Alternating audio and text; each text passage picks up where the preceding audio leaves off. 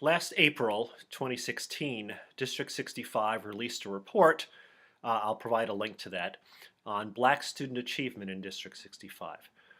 And through a variety of conversations with people in the community and just my own thought processes, this serves as an opportunity to explore the whole microcosm of our educational efforts here in Evanston.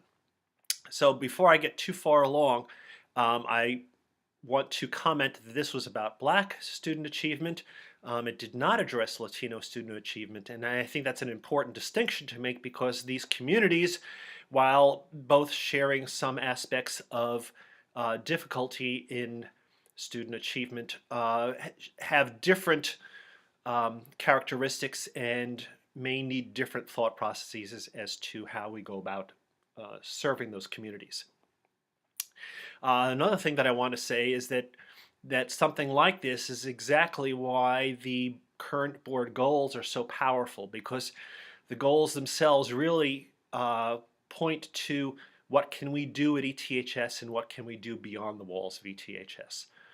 And I think that in order to really address these issues, we have to be able to do those things well, and the school is already making great efforts in those regards, and I applaud those, and I would certainly argue that we need to continue those things and expand them as much as we can.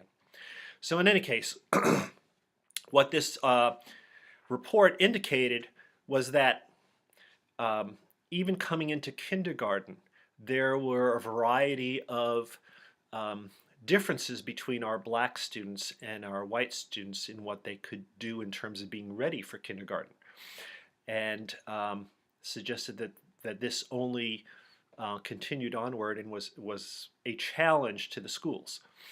In an Evanston Roundtable Forum, Reverend Michael Neighbors of Second Baptist Church wrote a response to this article, this report, and I, oh well, I guess that takes care of that. This is my cat, Dora, and sometimes she just feels like she's got to be a part of the whole picture. Maybe I'll leave this in. Okay, so Reverend Neighbors commented in this report that this was one of the most disheartening things that he had read in a long time, and after reading his response and several of the other comments in the Evanston Roundtable, and again I'll provide a link to that, I felt I needed to speak with Reverend Neighbor about it and share some thoughts. And we had a good conversation, and one of the things that at least came out of it for me was, wouldn't it be wonderful if we could somehow mobilize our faith communities in Evanston to reach out to children before they get to kindergarten and read to them. Reading with and to children seems to have a powerful effect on subsequent literacy skills. And faith communities are certainly a bunch of people in Evanston that would be willing and lovingly to do this. Of course, the devil's in the details and the logistics. I spoke with Sheila Mary, who is the executive director of Evanston Cradle to Careers, along these lines also, and they too emphasize literacy throughout the